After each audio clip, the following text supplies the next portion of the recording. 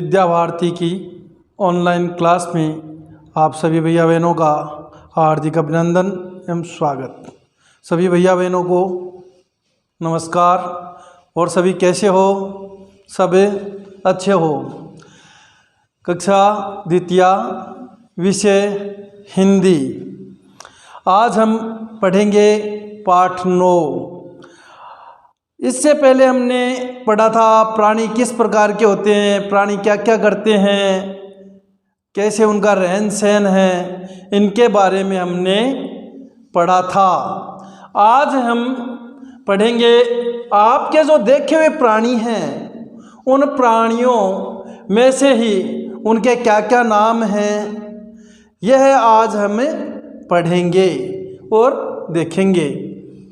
दूध देने वाले प्राणी, सबसे पहले हम देख रहे हैं दूध देने वाले प्राणी। दूध देने वाले प्राणी कौन कौन होते हैं? अब हमने देखा गाय, बकरी, गाय, भैंस, तो ये हम घर में भी पालते हैं। आपने देखा है सभी ने कि बकरी दूध देती है, गाय भी दूध देती है और भैंस भी दूध देती है। तो दूध देने वाले प्राणी ये हो गए। सींग वाले प्राणी, सींग जिनके सींग होते हैं, सिर के ऊपर सींग होते हैं, ऐसे प्राणी कौन कौन से हैं? जैसे भेड़। कौन से हो गए? भेड़ के आपने देखे ना सींग होते हैं दो। हिरण, हिरण के भी सिर के ऊपर इस प्रकार के सींग होते हैं। और बैल, बैल के भी सींग होते हैं।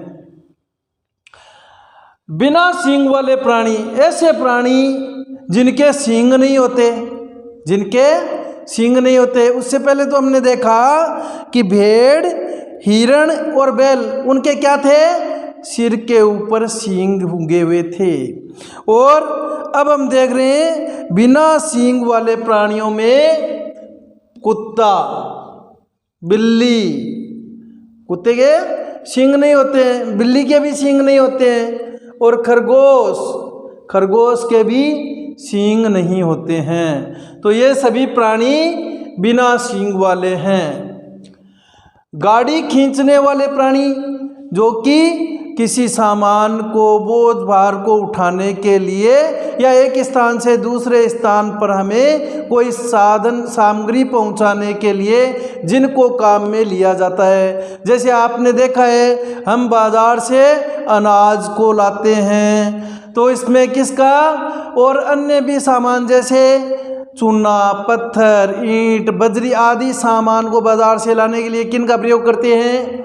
ऊंट गाड़ी, बैलगाड़ी, गधा गाड़ी। तो गाड़ी खींचने वाले प्राणी कौन कौन से हो गए?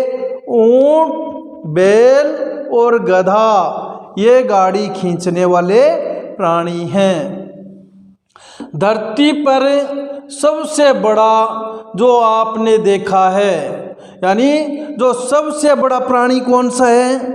धरती पर सबसे बड़ा जो प्राणी है उसको हमने देखा है। कौन कौन से होते हैं? जिराफ, लंबी लंबी गर्दन वाला, ऊंची गर्दन होती है ना जिनकी, वह कौन होता है? जिराफ। और हाथी, हाथी बहुत मोटा होता है, बड़ा होता है और उसका शरीर बहुत बड़ा होता है, तो हाथी।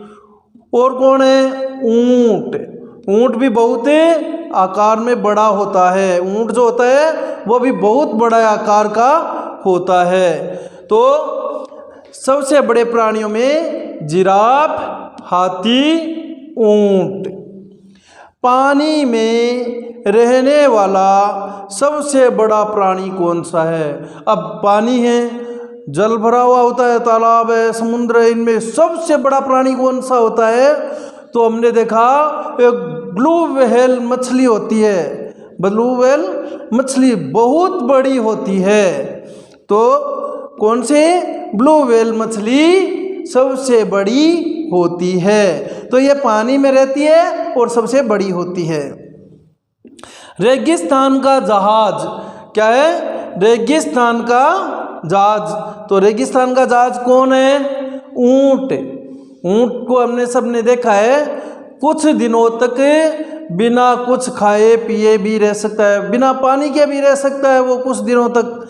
इसलिए ऊंट जो है वह ऐसा प्राणी, रेगिस्तान का जहाज भी कहते हैं। और गर्मियों के दिनों में भी हम देखते हैं ऊंट जो है वह रेगिस्तान के धोरों में चलता रहता है, क्योंकि उसके पाँव गद्दीदार होते हैं। तो ऊंट जो है वह रेगिस्तान का जहाज कहलाता है। मनुष्य की बोली बोलने वाले पक्षी, मनुष्य की बोली बोलने वाले पक्षी कौन हैं? जैसा मनुष्य बोल रहा है उसकी हूबहू नकल कौन कर लेता है? उसकी नकल, बोली की नकल करने वाला पक्षी जो है वह है तोता। तोता आपको जिस प्रकार से मनुष्य बोलता है उसी प्रकार से तोता भी बोलता है। आगे हम देखेंगे शाकाहारी प्राणी, ऐसे प्राणी जो कि वनस्पति पर आधारित हैं, पेड़ पौधे फल फूल इनको खा करके अपना पेट भरते हैं अपने। तो शाकाहारी प्राणी कौन से हो गए? जो कि मांस मछली नहीं खाते हैं, जो मांस मछली नहीं खाते हैं, यानी अपना भोजन जो है वो कहाँ से प्राप्त करते हैं? पेड़ पौधों से, वनस्पति से, और फूल पत्ती फल आदि खाते हैं। ऐसे प्राणी कौन कौन से होते हैं? जैसे खरगोश, खरगोश जो है वह शाकाहारी प्राणी हैं। और बकरी, बकरी को भी आपने देखा है, हिरण को भी देखा है। ये सभी प्राणी जो है वह पेड़ों की पत्तियां फल फूल आदि खा करके अपना पेट भरते हैं। अगले में देखेंगे मांसाहारी प्राणी। क्या देखेंगे? मांसाहारी। मांसाहारी प्राणी कौन है? मांसाहारी प्राणियों में जो मरे हुए या जीवित जीव जंतुओं को खाते हैं, जीव जंतुओं को खाते हैं वह मांस। वैसे इसके शब्द से ही पता चलता है मांसाहारी, मांस को खाने वाला प्राणी। तो मांसाहारी प्राणी में कौन कौन हो गए? शेर, चीता, भेड़िया, ये सभी प्राणी जो हैं वह मांस का सेवन करते हैं। यानी जीव जंतुओं को, मरे हुए जीव जंतु हो चाहे या फिर वह जीवित जीव जंतुओं को मार करके खाते हैं। अगला उभयचर प्राणी। उभयचर प्राणी ऐसे प्राणी जो जल में भी रहते हैं और स्थल पर भी रहते हैं। स्थल भाग भी, जैसे स्थल भाग कौन सा हो गया? जमीन, धरती पर रहने वाले और जल में रहने वाले ऐसे प्रकार के जो जीव हैं वह कौन कौन से हैं? तो ऐसे प्राणी हैं मेंढक। आपने देखा है मेंढक को, मेंढक पानी में भी रहता है और धरती पर भी रहता है। और मगरमच्छ जो है वह धरती पर भी रहता है और पानी के अंदर भी रहता है। कछुआ पानी के अंदर भी रहता है और धरती पर भी रहता है। तो ये है जो प्राणी, उभयचर प्राणी कौन से होते हैं? वह प्राणी जो स्थल भाग पर और जल भाग दोनों जगह रहते हैं, ऐसे प्राणी को उभयचर प्राणी कहते हैं।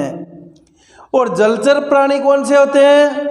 जो जल में रहने वाले, केवल जल में ही रहते हैं, ऐसे प्राणी जलचर कहलाते हैं। जिनमें मछली, केवल कौन सी होगा? मछली होगा। मछली जो है वह जल में रहती है। थलचर, थलचर में ऐसा जो कि धरती पर रहने वाले, धरती पर रहने वाले, केवल जो धरती पर रहते हैं वही भाग में अंतर्गत आता है। धरती पर रहने वाले, धरती पर रहने वाले कौन कौन से हैं? जैसे भेड़, गाय, घोड़ा, ये सभी प्राणी क्या हैं? धरती पर रहते हैं, स्थल भाग पर रहते हैं, इसलिए इन्हें स्थलचर कहते हैं। और नभचर प्राणी, नभचर प्राणी कौन से होते हैं? नभ मीन्स आकाश, आकाश के अंदर उड़ने वाले जो प्राणी हैं वह कौन से हैं? तो आकाश में कौन से पक्षी उड़ते हैं? तो चिड़िया, कोयल, तोता, ये सभी नभचर प्राणी हैं। कौन से हैं?